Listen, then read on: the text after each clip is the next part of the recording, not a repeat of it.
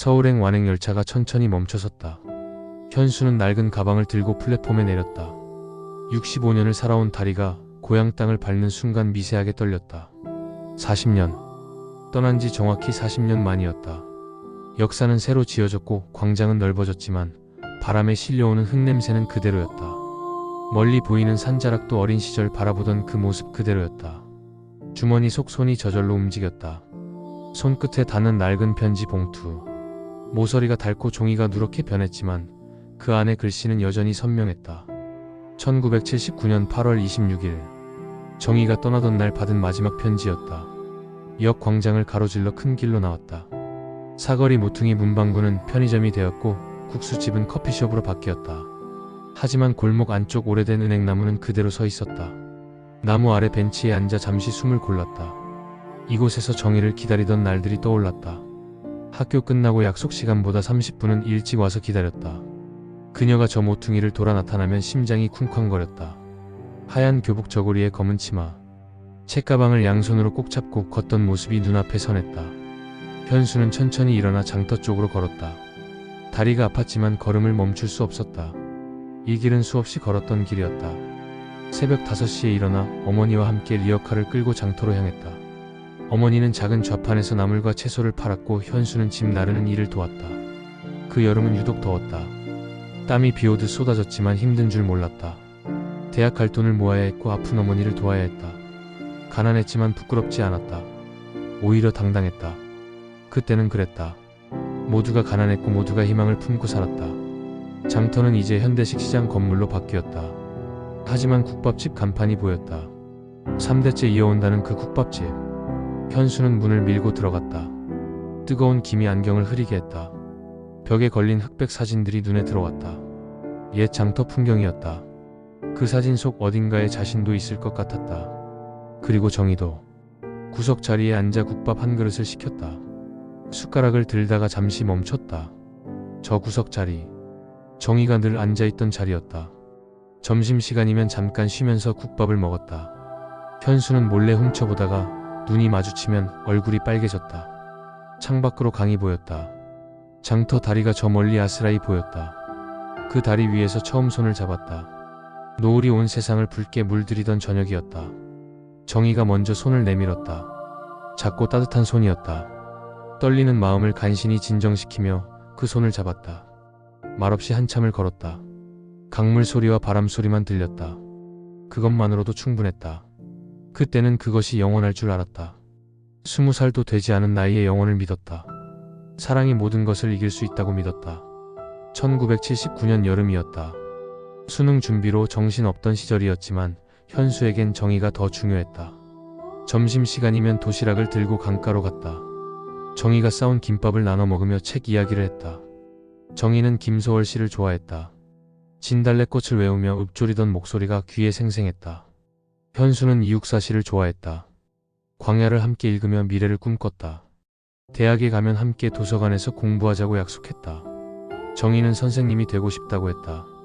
현수는 기자가 되고 싶다고 했다. 꿈이 있었고 희망이 있었다. 무엇이든 할 수 있을 것 같았다. 하지만 8월 중순 소문이 돌기 시작했다. 정희네 집이 서울로 이사 간다는 소문이었다. 처음엔 믿지 않았다. 그럴 리 없다고 생각했다. 하지만 정희의 표정이 점점 어두워졌다. 말수가 줄었다. 강가에서 만나도 예전처럼 웃지 않았다. 무언가 말하려다가 그만두기를 반복했다. 현수는 불안했지만 묻지 못했다. 아니, 묻기가 두려웠다. 정희가 먼저 말해주기를 기다렸다. 하지만 정희는 끝내 말하지 않았다. 그저 현수의 손을 더 꼭 잡을 뿐이었다. 8월 26일 아침 비가 내렸다. 장대비였다. 현수는 우산도 없이 역으로 뛰었다. 정희가 떠난다는 소식을 전날 밤에야 들었다. 역 플랫폼에는 사람들이 붐볐다. 정희를 찾았다. 기차가 들어오고 있었다. 저 멀리 정희가 보였다. 검은 우산을 들고 서 있었다. 현수를 보자 울먹였다. 말없이 품에서 작은 봉투를 꺼내 건넸다. 기차가 멈췄다. 사람들이 오르내렸다. 정희가 현수의 손을 잡았다. 차가운 손이었다. 떨고 있었다. 현수도 떨었다. 할 말이 많았지만 아무 말도 나오지 않았다. 정희가 먼저 손을 놓았다. 그리고 돌아섰다. 기차에 올랐다. 창가에 앉아 손을 흔들었다. 현수도 손을 흔들었다. 기차가 천천히 움직이기 시작했다. 점점 빨라졌다. 정희의 모습이 작아졌다. 사라졌다. 빗속에 홀로 남았다. 봉투를 열었다. 편지와 사진이 들어있었다. 둘이 함께 찍은 유일한 사진이었다. 편지는 짧았다. 언젠가 다시 만나면 좋겠다는 말뿐이었다. 마이너스. 1979년 가을 현수는 대학 시험에 떨어졌다. 재수할 형편이 안 됐다. 어머니가 쓰러졌다. 병원비가 필요했다. 공장에 들어갔다. 새벽부터 밤까지 일했다. 정희에게 편지를 썼다. 수십 통을 썼다. 하지만 답장은 오지 않았다. 주소가 잘못됐는지 편지는 모두 반송됐다. 1년이 지났다. 2년이 지났다. 군대에 갔다. 제대했다. 다시 공장에 들어갔다.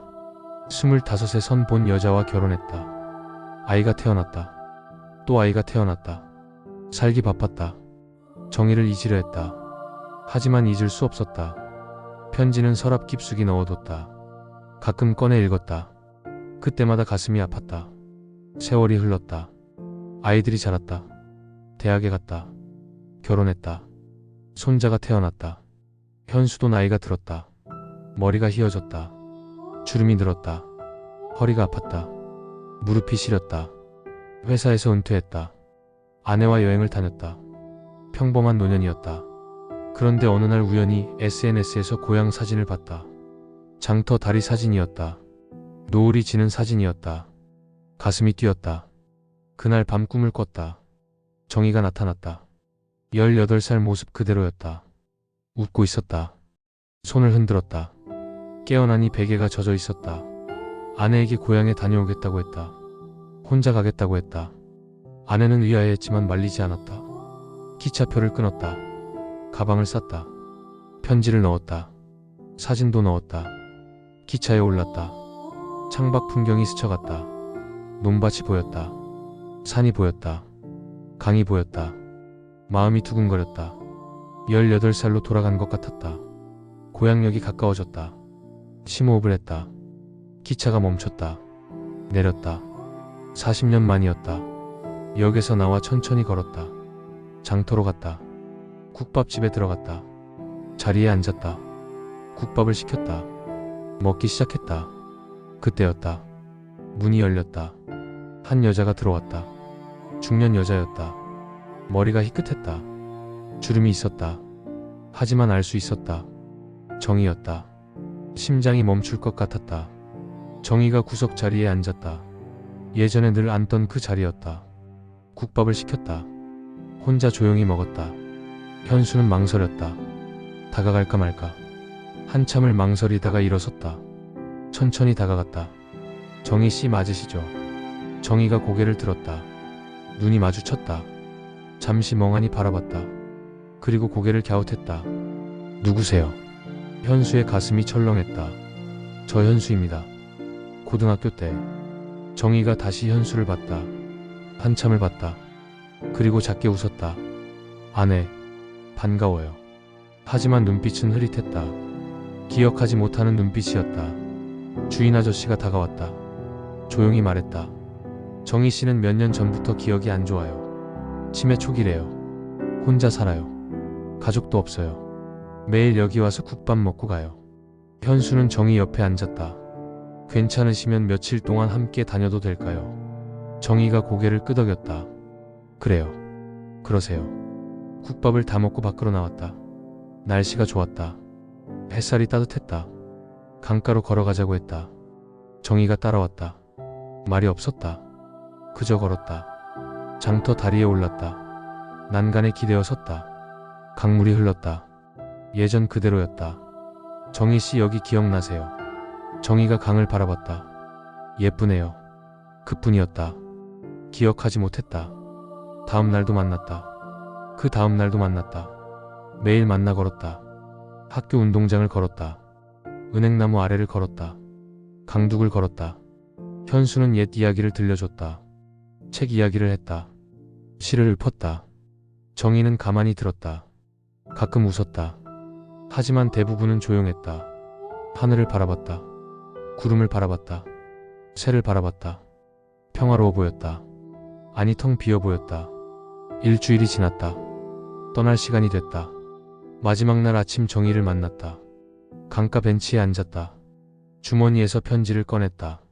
정희 손에 쥐어줬다. 정희 씨가 쓴 편지예요. 40년 전에요.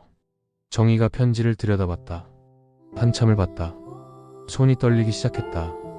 눈에서 눈물이 흘렀다. 고개를 들어 현수를 봤다. 눈빛이 달라졌다. 맑아졌다. 현수야. 현수 맞지? 현수가 고개를 끄덕였다. 정희가 현수의 손을 잡았다. 따뜻했다. 떨지 않았다. 미안해. 연락 못해서. 아버지가 못하게 했어. 편지도 다 가로챘어. 나중에 알았어. 너무 늦게 알았어. 찾으려고 했는데 찾을 수가 없었어. 결혼했다가 이혼했어. 아이도 없어. 다시 고향에 왔어. 혼자 살았어. 그런데 자꾸 잊어버려. 모든 걸 잊어버려. 하지만 너는 잊지 않았어. 어떻게 잊겠어. 첫사랑인데. 정희가 웃었다. 눈가에 주름이 잡혔다. 하지만 예뻤다. 여전히 예뻤다. 현수도 웃었다. 저도 잊지 못했어요. 평생 잊지 못했어요. 이제라도 만나서 다행이에요. 정희가 편지를 가슴에 안았다. 간직할게. 이번엔 정말 간직할게. 시간이 됐다. 버스 정류장으로 걸어갔다. 버스가 왔다. 현수가 올랐다. 정희가 손을 흔들었다. 현수도 손을 흔들었다. 버스가 출발했다. 정희의 모습이 작아졌다. 하지만 이번엔 슬프지 않았다. 만났으니까, 기억했으니까, 그것으로 충분했다. 창밖으로 강이 보였다. 노을이 지고 있었다. 붉은 노을이었다. 40년 전 그날처럼 아름다웠다. 현수는 눈을 감았다. 정희의 얼굴이 떠올랐다. 18살 정희와 65살 정희가 겹쳐졌다. 둘 다 웃고 있었다. 바람이 불었다. 따뜻한 바람이었다. 고향 냄새가 났다. 흙 냄새가 났다. 강물 냄새가 났다. 첫사랑 냄새가 났다. 버스는 계속 달렸다. 서울로 향했다. 하지만 마음은 고향에 남았다. 정희 곁에 남았다. 영원히 남을 것 같았다.